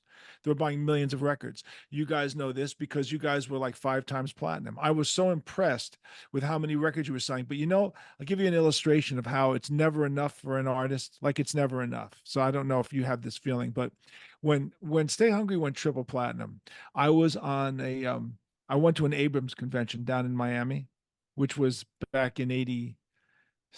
So you can imagine how much cocaine was flowing through the Fontainebleau Hotel with all the radio programmers. I mean, they were all like wannabe rock stars anyway, right? So there was hookers and blow fucking everywhere. And I don't even need to illustrate more. You're laughing, so you know exactly what I'm talking about. It was literally dripping with hookers and blow. Everybody was wearing Armani suits like Miami Vice. It was ridiculous. And I remember being on a boat ride with one of the guys in Styx, like Tommy Shaw or one of the guys in Styx. I remember which one, JY maybe. And Rolling Stone magazine had just done an interview and said that Styx is the first American band to have 4 triple platinum albums in a row, which is very impressive. We had just gone triple platinum, so I was really like thinking that's great, but they had 4. And I walked up to him on the boat ride. I said, "Man, I just got to tell you, I am so impressed. 4 triple platinums in a row." And he said to me, bullshit. If we were on Columbia, it would have been 4 quintuple platinum albums. That's true. That's true. It's never enough. That's true. 20 years ago, we got certified for Mental Health for Diamond. So it's Wow. 10 million right You now. had 10 million. Yeah. You have 10. That's fantastic. Because I think 20 Stay years Hungry, ago. Yeah, I think Stay Hungry is probably 6 in America, maybe 10 worldwide at this point. But we're not going to take it. Is the most licensed song in the history of heavy metal, for more TV shows, commercial soundtracks, and all that stuff. That's kind of cool. I mean, 40 years later, nobody thought. Did any of us think we'd be around 40 years later talking about our careers? I talk about this with all the musicians. Imagine when we were in 1982, right? And we were like 1982, 83, 84 on MTV, and we're hitting it big. How many bands from 1942 were actually around performing? Of course, 0. And well, I mean, No, but here's the real crazy one. 20-year-old kids ask me for advice all the time, right? And I go, I'll give you advice, but my life and your life are very, very different lives. They go, "Come on, man, but you're in this famous band and we know you are." I said, "Yes, but you have to understand something. When I was 20 years old in 1972, if I asked a 70-year-old musician for advice, the guy would look at me and said, 'John, I was born in 1902. And I was born before World War I. And my first band was backing up some woman in a hotel, in 1918. And it has nothing to do with you wearing women's clothing, playing through Marshall amplifiers in Long Island. There's nothing to do with it. So I'm sorry, but it's really not the same kind of thing. And the fact is, though, that if you go back to 1983, 84, and actually 73, because Twisted started 73. So if you look at 73, AC/DC, Priest, Aerosmith, Kiss, and us all started in 73. If you asked any of us in 73 how long we'd be going, what would we say, Rudy? 5 years, maybe? 10 years, That was maybe? yeah, that was our reference. That was our you're like, reference, right? But yeah. I can tell you, when I saw the Beatles on television, when I was 11, at that moment that they're playing, when they're playing right there, when they're doing "I Want to Hold Your Hand," at that moment, if you if someone put their arm on my shoulder and said to me, "JJ, you will be a rock star. Someday you will have a gold record," and I would turn around and go, "Really? When? Like in a year, 2 years? I'm 10 years old." They'll know 20 years and 6 months from now, you'll have your first gold record, because Stay Hungry went gold 20 years and 6 months after Meet the Beatles came out. And think about this. The beauty, Rudy, is not knowing. The beauty is never knowing when it's going to happen. So do you sit there and go, damn, I lived a crazy life. I've had an incredible amount of success. Do you appreciate what you've accomplished? Okay, the best way that I can put that, and just to show you where I'm actually where I come from, my motivation, my initial motivation, what really got me into this, when I was that kid, 13-year-old, I'm 73, that saw the Beatles. I just wanted to be loved by girls. I wanted to have, I wanted to appeal to girls. That was it. That was my motivation. And I equated the Beatles with the girls going crazy and said, well, if you're a musician playing this type of music, you're going to get that. And recently, my wife has, she's got a very eclectic music taste. So she bought a CD. She still buys CDs on Amazon of the Associations, and she puts it in the car. And I'm listening to songs that were part of my childhood, like Cherish. And I'm looking at her and says, you know what? When this song came out, I wish that I had somebody like you to share the memory of this song, what it actually really means to me. And to be out, actually to be with the person that I married 40 years ago, listening to this song, it just completes that circle. I think at the core, what we do in life is based on love, coming from a place of love. I mean, we locked up ourselves in our room for years playing our instrument because you start getting a connection with the instrument. You love the music, you love what it stands for, you love the places that your imagination takes you to. You love the girls that stand in front of the stage when you're playing the music. You love all of that. It's everything that gets in the way from that feeling for that moment that you're making music. It's just a vehicle to get you there. Tell me, because you lost Randy and you've lost Mhm. Kevin Mhm. and you've lost And Frankie Frankie. and Yeah. Frankie. Yeah. Tell me about your relationship with the three of them, and do you have a relationship with Carlos these days?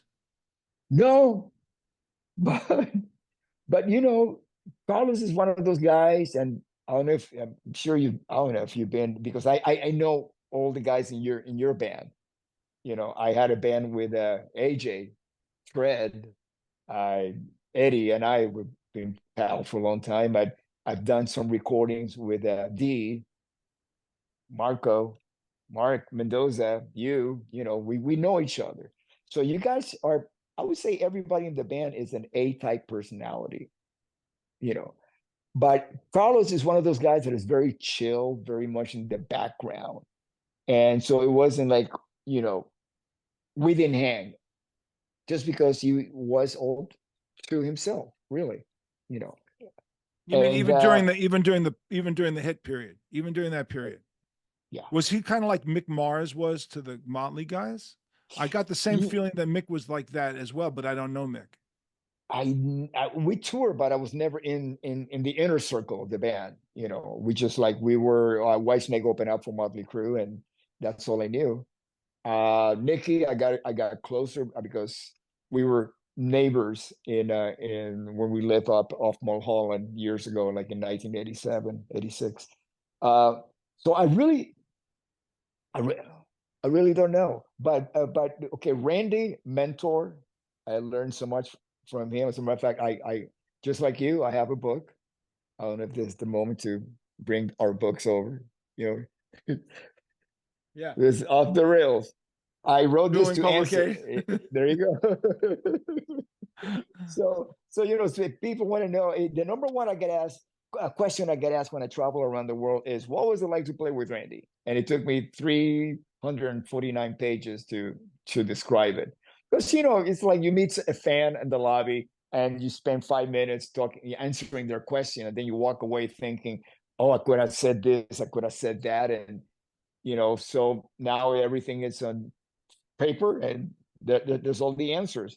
Uh, Randy, I mean, it's different layers because he was my mentor about showing me about musical integrity to his last day on this earth.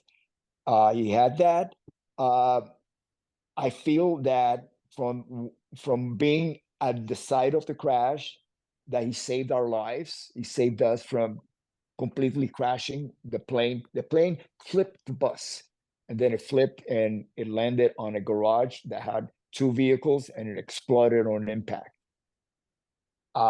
We were asleep, Ozzy and Sharon in the back lounge, me on the upper left bunk, and Tommy on the lower left bunk. And I woke up to the impact. We had no idea what was going on. I thought we were on the freeway and we got into a car crash and with a bus. And then we opened the front lounge door and all hell. We were in the middle of hell, you know, without even knowing what was going on. You know, all I saw was our tour manager on his knees, that the passenger window in the lounge was blown from the impact, and I could clearly see him. There was no window, just him on his knees, pulling his hair out, yelling, "They're gone!" And then we go outside and really find out what happened. You know, and at that moment, I I couldn't hear anything. All I heard was a low hum. Mm.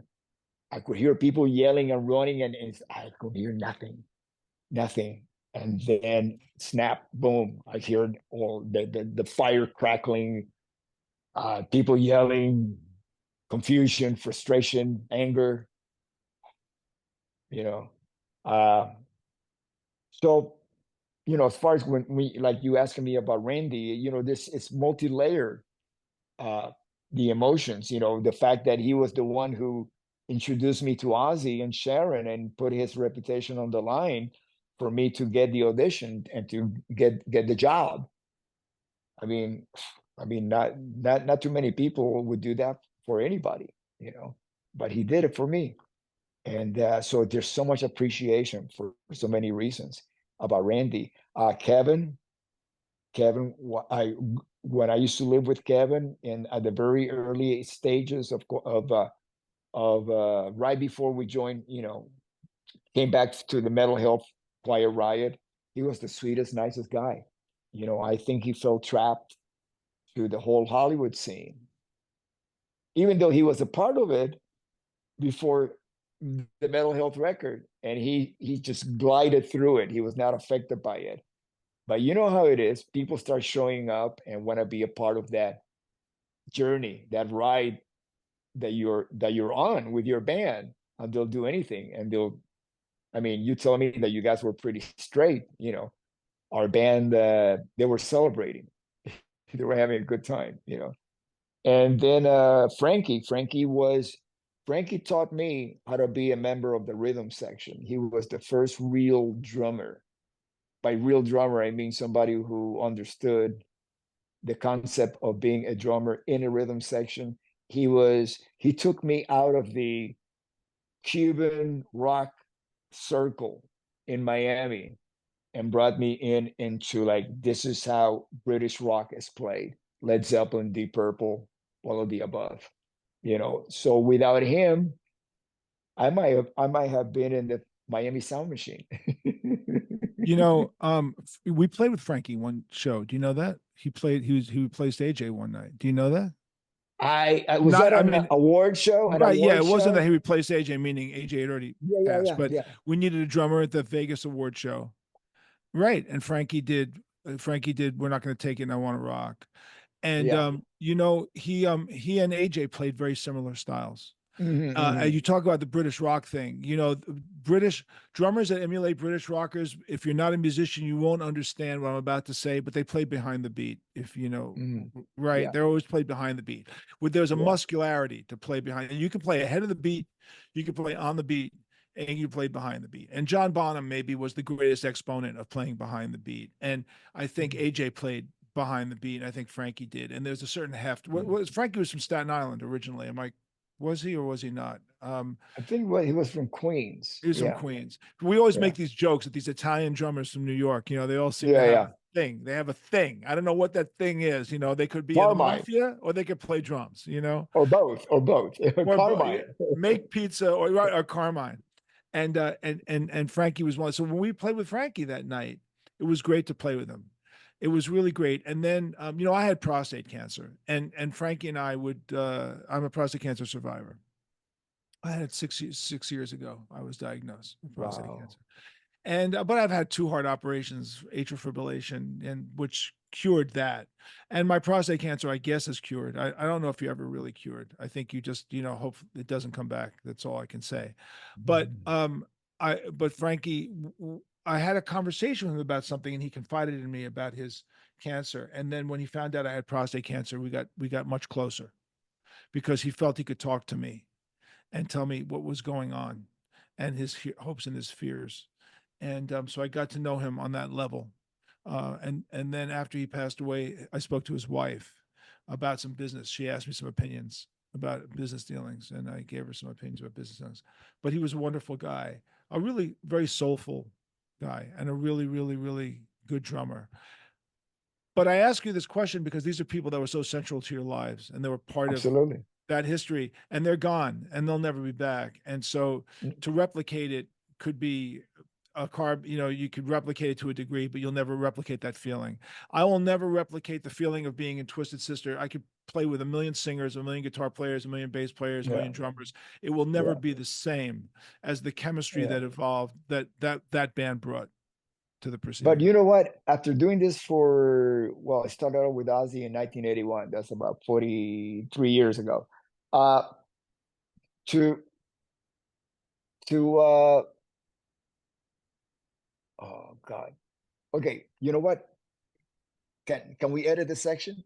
Sure. Okay. And we'll pick it up. I just have to. Okay. Go ahead. Matt, we're gonna cut this. Yep. Okay. Sounds good.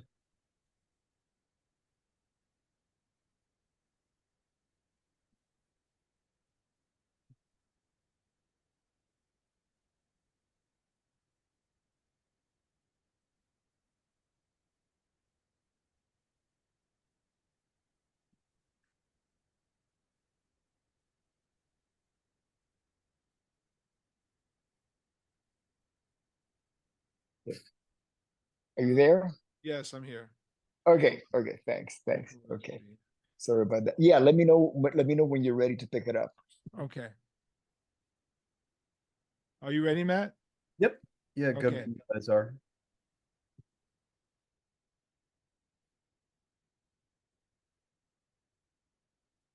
Whenever you're ready. Okay. You know what? After all these years of playing, I think I started in 1981 with Ozzy. This is the first time that I have a purpose going on stage greater than myself. This is the first time that I actually go on stage to celebrate the legacy of the band. The legacy that with me, it dates back to 1978. Randy and Kevin, and then the legacy of the Metal Health version of the band, you know. So, and the memory of Frankie, Kevin, and Randy Rhoads.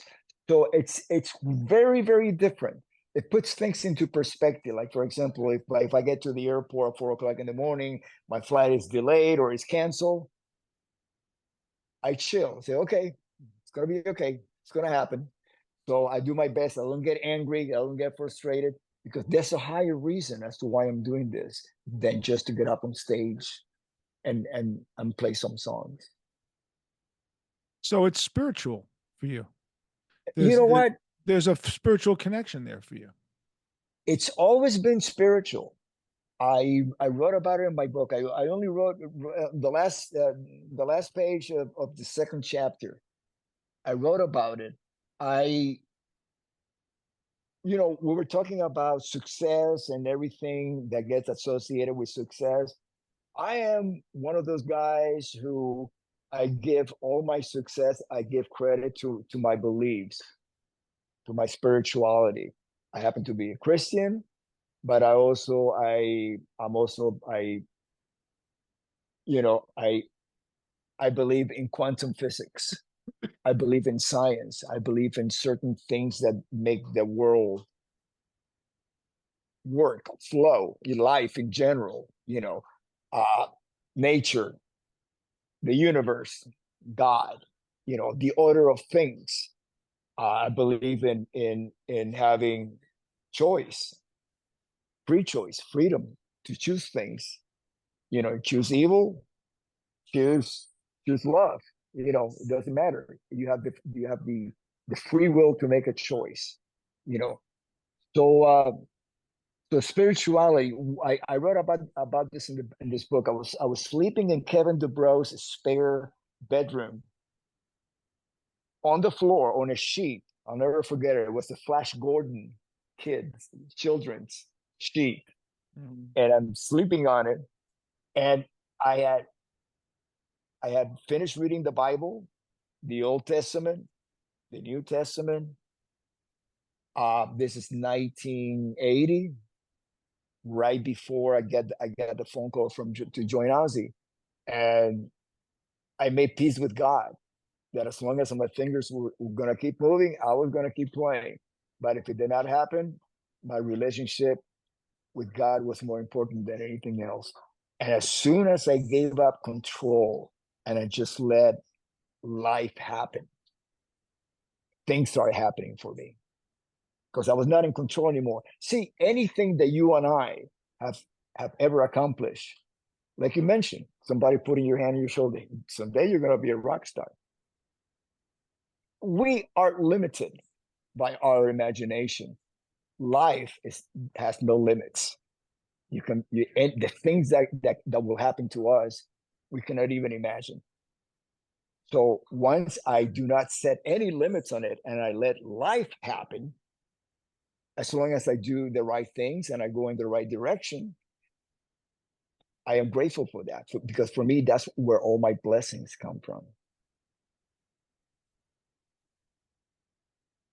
And that overarching belief gets you through the tough times, especially. Oh yeah. Because it's always been difficult for me. I'm an atheist, and I've always said to myself, people say everything happens for a reason, and I say if everything happens for a reason, then why do you do anything? If it's all preordained, if you're going to tell me, well, that was the way it's supposed to be, well, then why bother trying for anything? And so it's always been a conflict of logic. It's never made sense. I've gone after everything I've gone after, and I've been very successful, and I've made some really big mistakes, like both big. I've had lots of successes and lots of setbacks. And so I don't know. I mean, do I consider myself lucky? Yeah, because I was a drug addict as a teenager, and I was a drug dealer, and I stopped all of it on my own.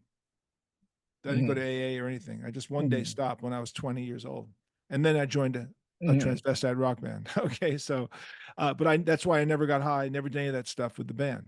Completely straight. But I put myself in situations that were bad. I could have been murdered on a number of occasions. And I always wonder about that. Why wasn't I murdered? All it was taken was a crazy person. I had a gun pulled on me twice, and I had knives on my throat on 2 occasions. And I could have died, and I didn't. And maybe it's because of that I'm so anti this stuff now. And I do so much counseling with people about drug and alcohol use and how it can destroy your life. And that's weird coming from a heavy metal guitar player, but it's not done from a religious standpoint. It's just done from a logic standpoint. So I guess we all take our pathways differently. But I always wonder, if everything happens for a reason, then why bother doing anything? I mean, things can't be, if it's all I mean, the preordained stuff is the stuff I have real difficulty with, because if it's preordained, why bother? It's going to happen one way or another.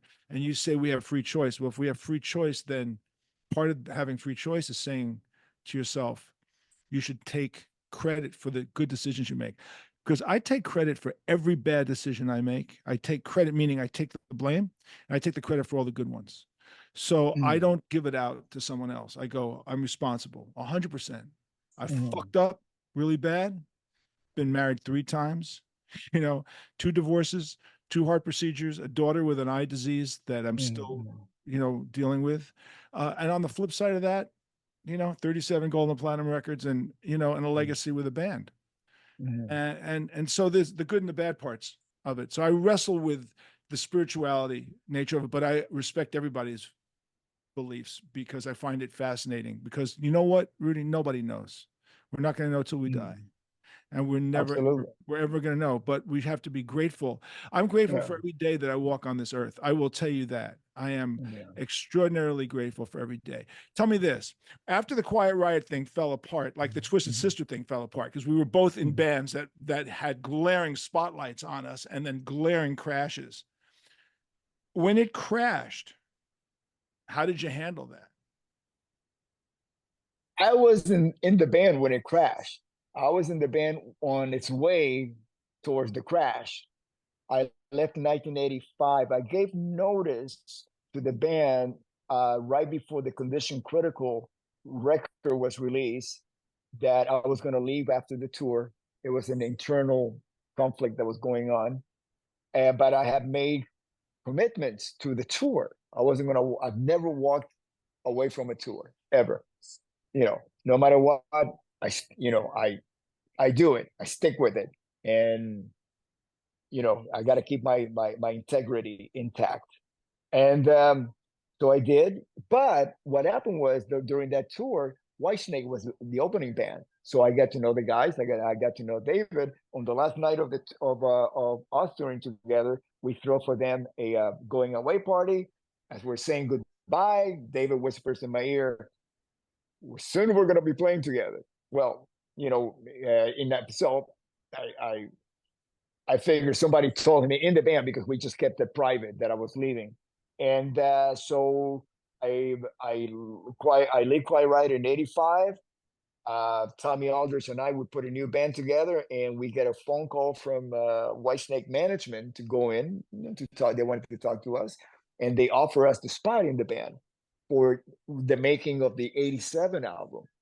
And then I find out that one of the conflicting members of the band that was still in the band, I said, you know what, I'm just leaving a bad situation. I don't want to join another one. So I declined.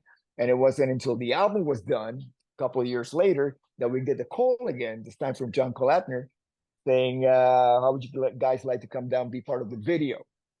And so we did, and we met Adrian and Vivian Campbell, and of course David, and Tawny was there, and just the vibe just felt right. And we decided right there, this is gonna, we're gonna be a band, and we did. How important was your wife in moral support for your decisions? She's never gotten in the way of. She trusts me, she really does. But then again, my decisions are based is what's best for my family. She doesn't have to say anything. It's understood that I'm going to make the best decision based on them. We have run across each other on a number of occasions. You've been on, you seem to hop from lily pad to lily pad to lily pad, from band to band to band. People really want you to be part of them. That's a unique position to be in.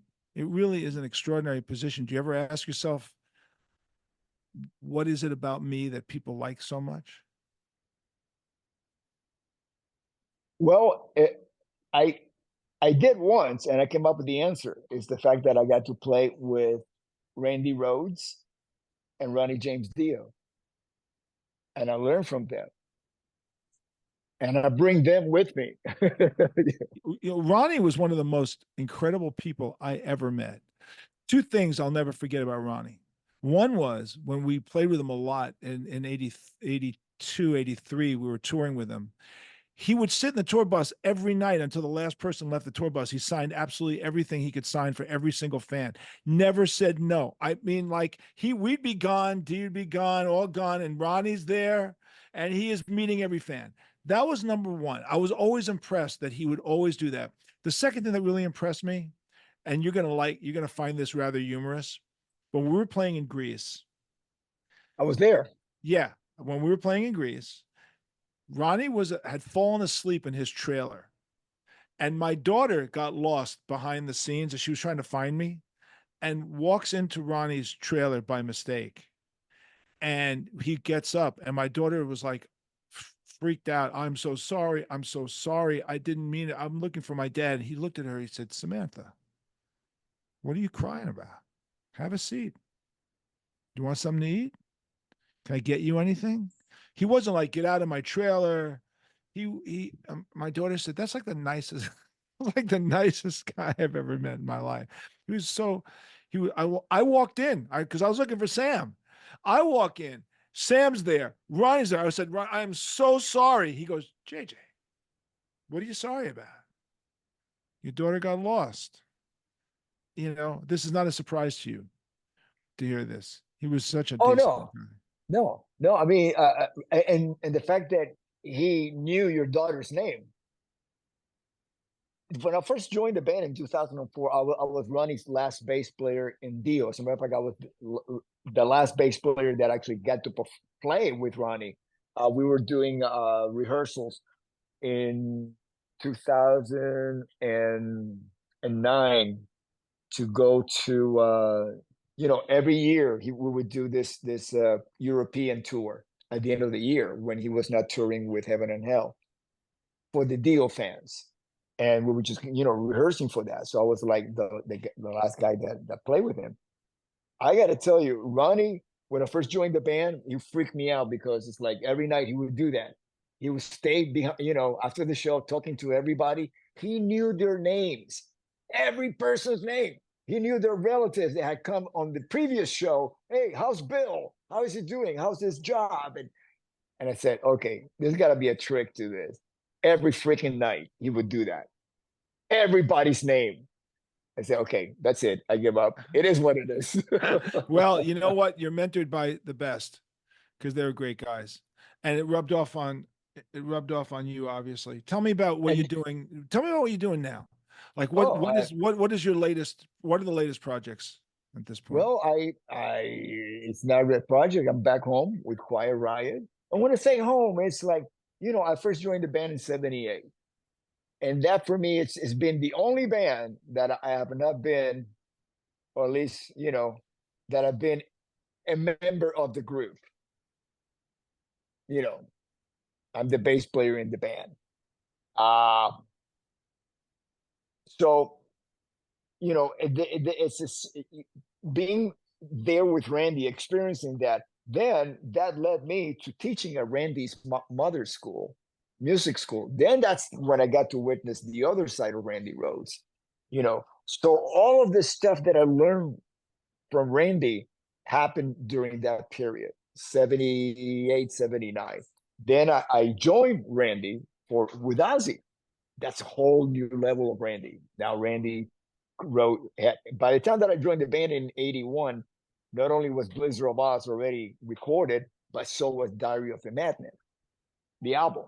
And it's like, okay, so we just took 1 month off in between both records, but we toured for Blizzard 1 month off, and then we were back out again touring for the Diary of a Madman tour.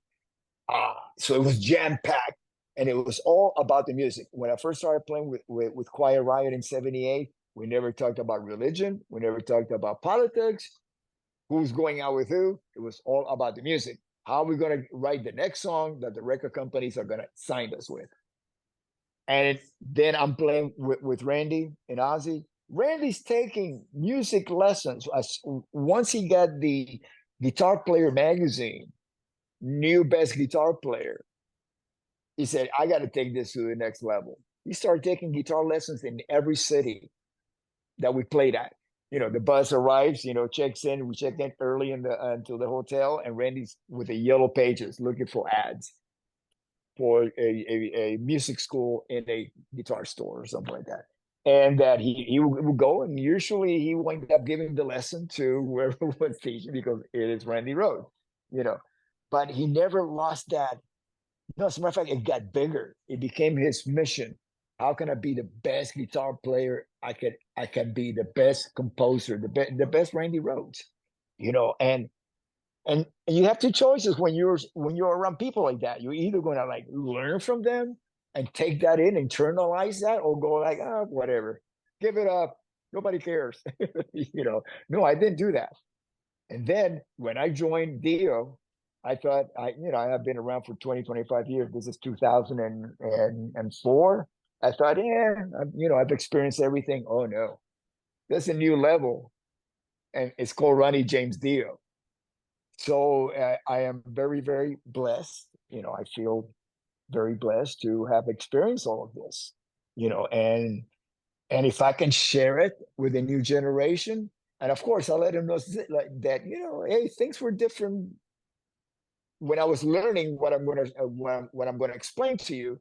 But there's just certain principles that are timeless that you can always share with them, such as integrity and your love for music, focus, especially for kids nowadays. They're so challenged because they have social media and all these distractions going on, and things that they're supposed to be doing, because the music industry is not handling it for them anymore, like marketing and promotion or making their own videos. Yeah, we used to have a team that did that. We just got out there and played.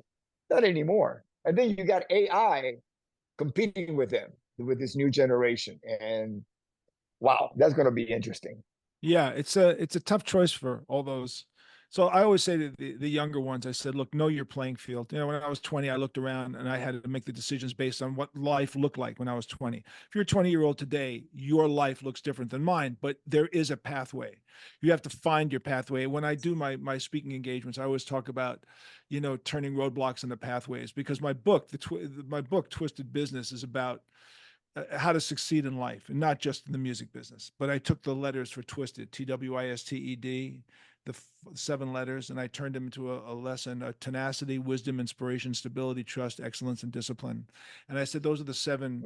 Those are the 7 lessons that we use to become successful. It wasn't sex, drugs, rock and roll, fairy dust, and all that other bullshit. It was just a lot of really a lot of hard work. I got to tell you, I played a gig for the first time in 7 years. I played at the Jazz Fest, at New Orleans Jazz Fest, as a guest. A friend of mine, DeVell Crawford, who is the son of Jazz Fest, who's a legendary New Orleans piano player, is a friend of mine, said to me, "Would you be the guitar player in a blues band I'm putting together?" And I have Steve Jordan from the Rolling Stones as our drummer.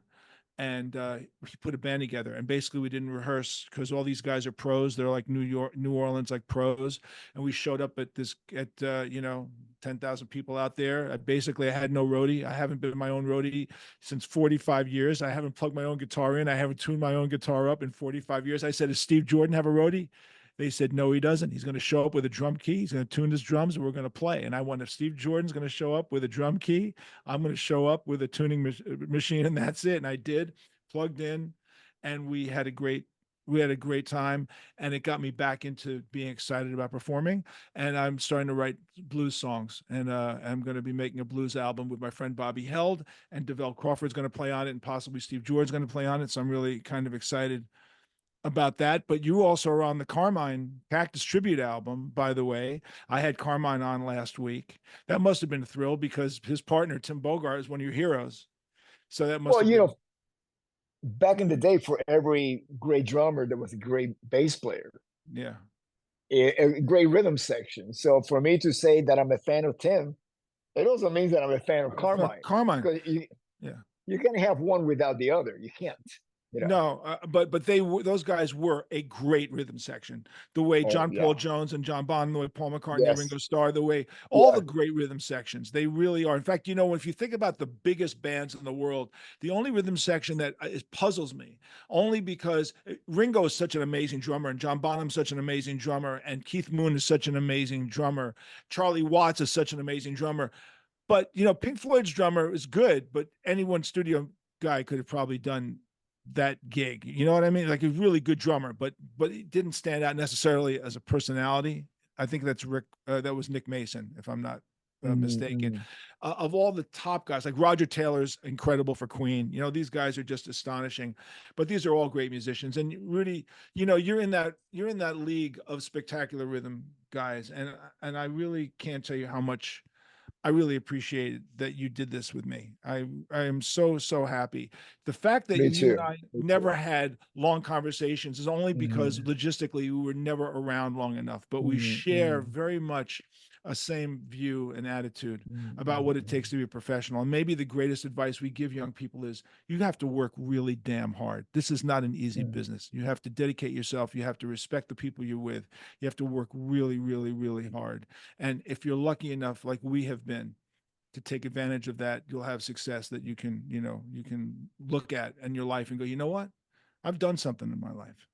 And you have done something in your life, which has made you a legend in the music industry. So thank you for being on the show. I really So appreciate are it. you. So are you, JJ. God bless you. Well, thank you. Even My guest today is the legendary bass player Rudy Sarzo from Quiet Riot, Whitesnake. You name it. He's played with absolutely everybody. You name a festival, and if they need a bass player, trust me, if Twisted needed a bass player, Rudy's name is on the top of the list. That would be like, hey, you call Rudy Sarzo. That's what we all said. If anything happened to Mark, you call Rudy. Who do you get? Eddie goes, you call Rudy. He goes, you call Rudy. You know, like that's what you do. That's what your album should be called. You call Rudy. That's what you do. You call this man because he delivers every time. Thank you so much for being on the show.